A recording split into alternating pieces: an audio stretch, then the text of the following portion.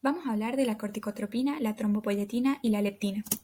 La corticotropina es una hormona producida por la hipófisis que controla la producción de cortisol producido por las glándulas suprarrenales.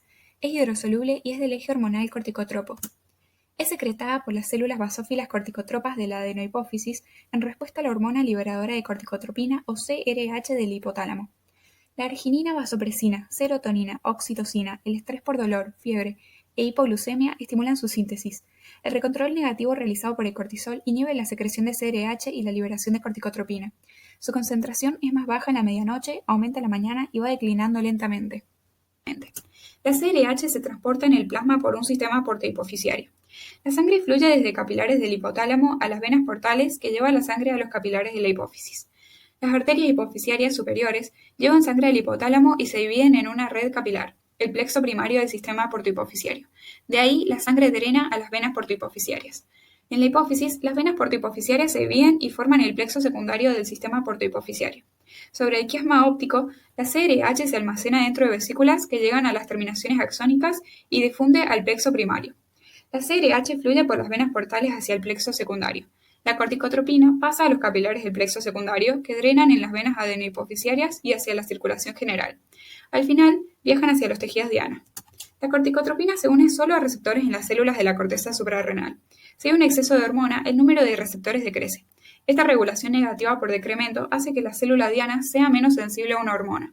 Por el contrario, ocurre la regulación por incremento cuando hay poca hormona y los receptores aumentan. Esto hace que la célula diana sea más sensible a la hormona. El mecanismo comienza con la fijación a los receptores de membrana de la glándula corticosuprarrenal. Esto aumenta la concentración intracelular de AMP cíclico que activa la adenilciclasa que activa la enzima a cargo de la transformación del colesterol en pregnenolona. Su receptor es la MC2R, de la familia de receptores acoplados a proteína G tipo rhodopsina de clase A. Con las melanocortinas 1, 3, 4 y 5 forman los receptores MCR. En la regulación de la liberación hormonal va a variar de múltiples estímulos, siendo su principal regulador la corticoliberina, también conocida como CRH. En la secreción de ACTH, una cualidad va a ser el ritmo cardíaco, que es regulado por los ciclos de luz oscuridad.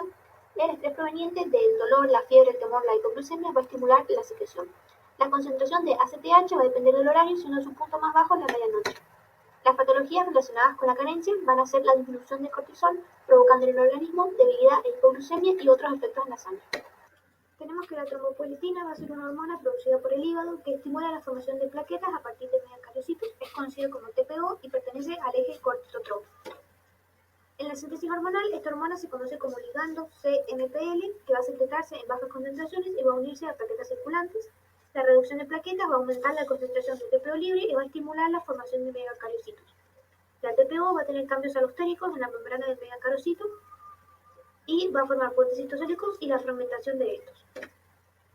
En el transporte hormonal en el plasma el TPO va a unirse al CMPL en la superficie de plaquetas circulantes, mientras que la que no está ligada va a promover la formación de megacariocitos. Con respecto a las plaquetas, el recuento de plaquetas va a disminuir y van a descender los niveles plasmáticos, estimulando los megacariocitos. Después tenemos cuando el recuento de plaquetas va a aumentar, los niveles reducidos del TPO van a ser más lentas, la megacariocitopoiesis y la cantidad total de plaquetas va a regular la producción y las va a mantener estables. La secreción natural de trombopoyetina se realiza en el hígado, riñón y médula ósea durante la trombopoiesis. También puede estar presente en células musculares lisas, pulmón, cerebro, testículos y ovarios. Los receptores específicos de trombopoyetina están unidos a la superficie de las plaquetas, que son sus células blanco, poseen un mecanismo de autorregulación y controlan su metabolización. En la regulación de la liberación, vemos que cuando hay mucha cantidad de plaquetas, la trombopoyetina se une a las plaquetas y disminuye la concentración circulante de la misma. Cuando los niveles en cambio de las plaquetas son bajos, la trombopoyetina se libera y estimula los megacariocitos para que la cantidad de plaquetas siempre se mantenga constante. Respecto a las patologías por carencia, vemos a la trombocitopenia inmune, que es una enfermedad inmune que se caracteriza por la destrucción de plaquetas, lo que también va a llevar un mayor índice de riesgos de padecer trombosis arterial y venosa. También hay otros trastornos mieloproliferativos, que es cuando no hay suficiente cantidad de receptores para que se unan a la trombopoyetina. Luego vamos a tener a la leptina, que es una hormona hidrosoluble elaborada en el tejido adiposo blanco principalmente. Los adipocitos de mayor tamaño producen más leptina. La secreción de leptina va a depender del ciclo circadiano, es decir, su concentración aumenta durante el día va a alcanzar un pico durante la medianoche y va a disminuir en cuanto avanza la noche. Este patrón va a depender de la alimentación.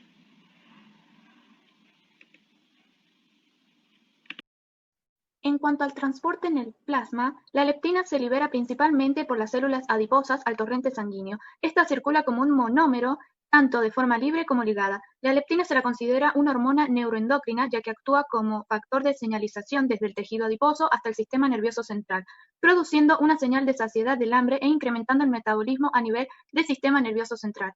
En cuanto a sus receptores y tipos, las células paraquimatosas del tejido adiposo blanco producen y secretan a la leptina, el gen del receptor de la leptina, que pertenece a la familia de receptores de citoquinas tipo 1 y codifica 6 isosomas distintos del receptor, denominadas alfabéticamente LEPRA a LEPRF. Solo la LEPRB posee elementos estructurales necesarios para la transducción de señales intracelulares. Esta proteína se expresa en pulmón, riñón, músculo esquelético, hígado, vaso, corazón, páncreas, corteza adrenal, ovarios, testículos, tejido adiposo y tracto gastrointestinal. Los receptores de la leptina han sido encontrados en múltiples tejidos periféricos. Donde más receptores se han identificado han sido en el plexo coroide y en el hipotálamo, por el cual se le conoce su función reguladora del apetito, por lo tanto, de la ingesta calórica y del peso corporal. En cuanto a su mecanismo de acción, el mecanismo por el cual se regula el apetito es simple. Cuando aumenta el tamaño de los adipocitos se incrementa la producción de leptina, la señal ligada del hipotálamo, el cual actúa inhibiendo el apetito. En cuanto a la relación entre la leptina y el sistema nervioso central, se la conoce que la leptina actúa sobre la mayoría de los neuropéptidos involucrados en la regulación del balance energético. Regulación de la liberación de leptina. La regulación de la proteína depende de los depósitos grasos del organismo. Así, los adipocitos de mayor tamaño producen más leptina. La secreción de leptina varía de acuerdo al ritmo circadiano. Así, los niveles circulantes de leptina aumentan en las primeras horas después de la ingesta. En situaciones de ayuno, hay un descenso en la producción de leptina. La leptina atraviesa la barrera hematoencefálica mediante un mecanismo de transporte asociado con receptor, como ocurre con otras proteínas. También se lleva hacia el sistema nervioso central por el líquido cefalorraquídeo. La leptina es metabolizada en especial por las células epiteliales renales.